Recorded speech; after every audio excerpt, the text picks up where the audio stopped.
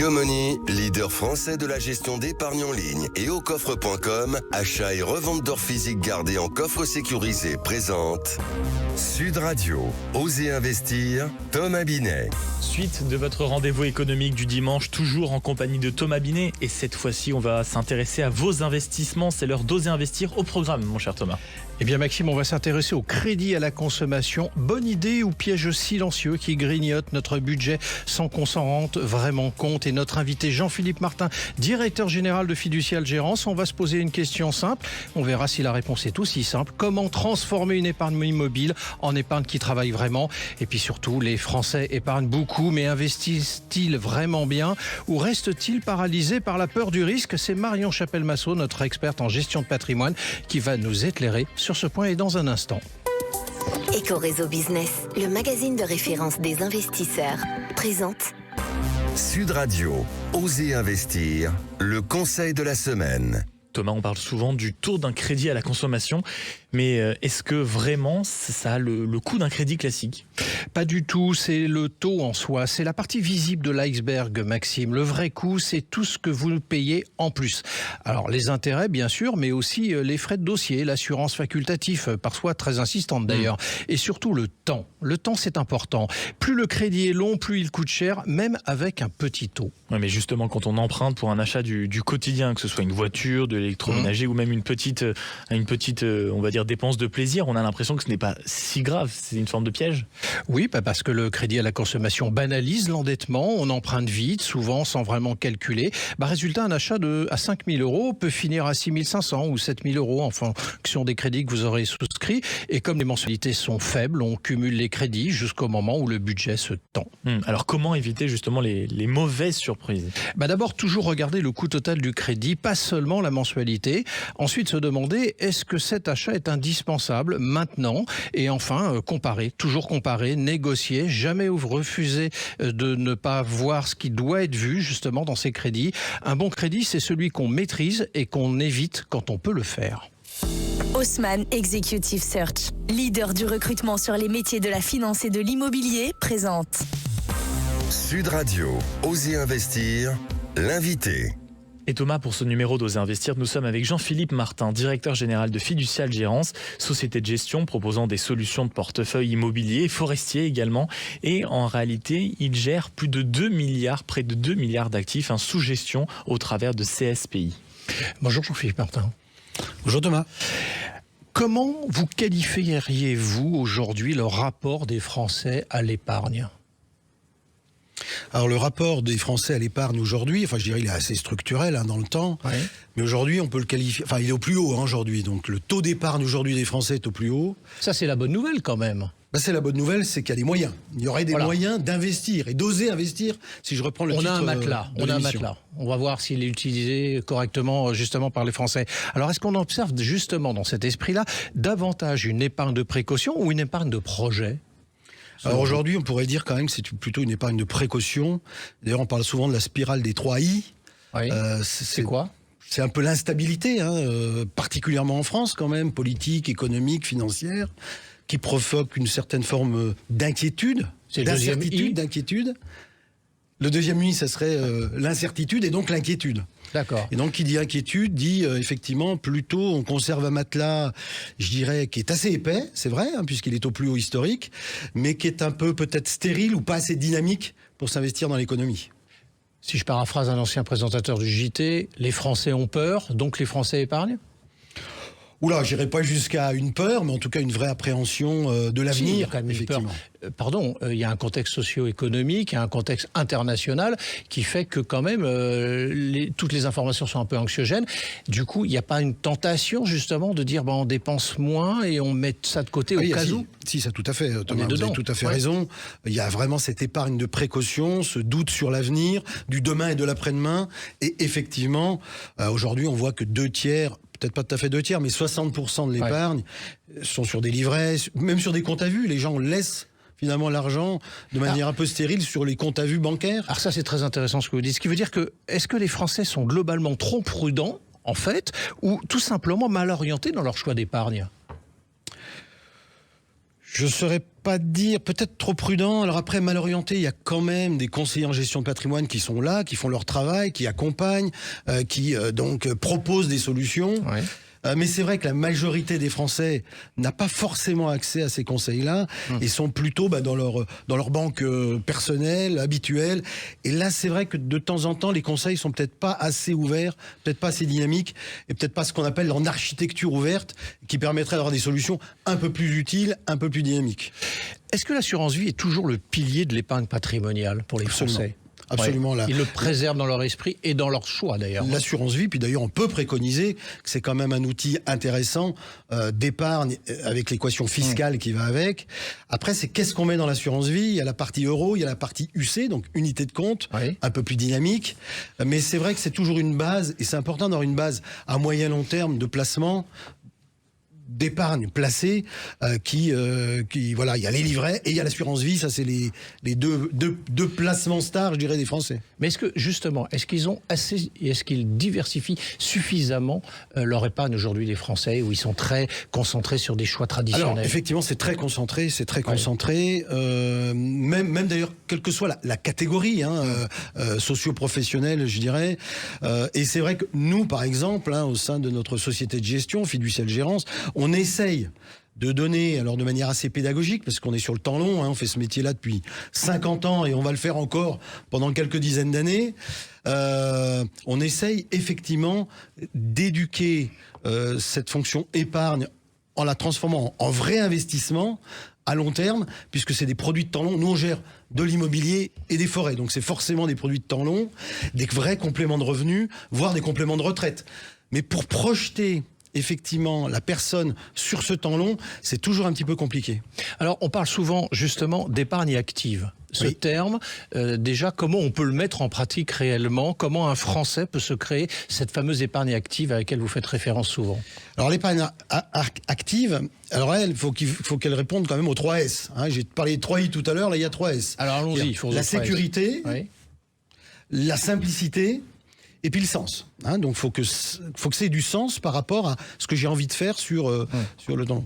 Donc effectivement, des produits ou des solutions, comme nous on préconise, tant sur les forêts que sur l'immobilier, répondent quand même à ces 3 S. C'est-à-dire la sécurité, quand vous investissez dans des commerces de proximité, dans des bureaux de centre-ville, dans des plateformes logistiques, c'est palpable, c'est concret, c'est près de chez soi. C'est-à-dire quelqu'un qui épargne et qui veut que son épargne soit utile, quand effectivement elle sait que son épargne, elle a financé les murs de la pharmacie d'à côté, les murs du boulanger d'à côté, les murs de Sud Radio, qui est là bien palpable, et à Boulogne-Billancourt, je dirais que quand même on rend du sens et du côté très concret à une épargne qui de temps en temps peut être un petit peu théorique. Ce que vous êtes en train de dire, c'est qu'il faudrait que les conseillers en gestion de patrimoine, pour autant qu'ils ne le fassent pas, attention à mon propos, concrétisent l'investissement aux yeux de leurs clients ? En disant, voilà, vous mettez de l'argent, c'est X, et ce X, ça correspond à ça concrètement. Je dirais que ça répondra bien, en tout cas, à ce côté pédagogique par rapport aux Français, de dire, mais voilà votre épargne. Si vous voulez qu'elle soit utile, on la collecte, vous nous faites confiance, et voilà où on la place. Nous, par exemple, on a une obligation. Vous savez qu'on est régi avec une tutelle importante qui est l'autorité des marchés financiers, l'AMF, tout à fait. Donc, déjà, tout ça, c'est pas dénué de risques, bien sûr. Les risques de liquidité, les risques en capitaux, les risques de taux, de marché, etc. Il faut toujours les souligner. Absolument. Mais une fois qu'on a souligné tout ça, on peut quand même dire qu'on est là face à des placements qui sont des placements concrets, réels, et qui vont avoir un rendement. Puisque nous, notre travail, notre raison d'être, c'est d'investir dans de l'immobilier ou dans des forêts, et puis de louer ces biens. C'est-à-dire, on n'est pas des marchands de biens. On n'achète pas pour revendre, on achète pour louer. Et cette location, donc que ce soit des commerçants, des artisans, des entreprises, petites, moyennes ou grandes, nous payent donc des loyers qu'on va transformer, nous, en dividendes. Ça veut dire que l'épargnant qui nous confie cet argent, on se doit de lui rendre un rendement. Et donc là, on arrive au sens de la performance. Alors justement, je voudrais vous entendre sur le sens, et surtout par rapport à une catégorie de personnes, ce sont les jeunes. Oui. Les jeunes investisseurs, qui cherchent évidemment des compléments de revenus ou des compléments pour autre chose, donnent de plus en plus de sens à leur investissement. Exact. Comment vous appréhendez justement cette nouvelle catégorie d'investisseurs par rapport à leurs aînés ? Alors, aujourd'hui, effectivement, la conviction qu'il faut qu'on ait par rapport aux jeunes doit peut-être être plus forte qu'il y a 30 ou 40 ans. Par contre, nous, je vois, on fait ces métiers-là depuis 50 ans, on a aujourd'hui encore les associés de la première heure. C'est-à-dire ceux qui sont vraiment venus pour prendre des parts de SCPI ou des parts de groupements forestiers. SCPI, je rappelle, Société Civile, de placement immobilier, pour Exactement. ceux qui nous écoutent. Exactement. Ceux qui sont venus à la première heure pour ce complément de revenu, voire ce complément de retraite, ils sont encore associés, ils sont très contents d'avoir du revenu qui tombe tous les trimestres en complément de leur retraite. Mais Jean-Philippe Martin, vous êtes d'accord pour dire quand même que cette jeune catégorie est beaucoup plus regardante de là où va l'argent. Exact. C'est là où le sens, le S de sens est très important. Beaucoup plus chez eux. Donc, il y a la performance, on sert du rendement tous les trimestres. Là aussi, sans que ça monte, les arbres ne montent pas au ciel. Donc voilà, on peut dire qu'en moyenne, aujourd'hui, ces produits-là, c'est entre 5 et 6% de rendement brut. Donc après, il faut encore compter la fiscalité. Donc voilà, vous voyez, c'est pas à des moments où les jeunes sont des fois tirés par la crypto-monnaie, par des placements un petit peu plus exotiques, mais qui ont aussi leur sens dans une allocation globale.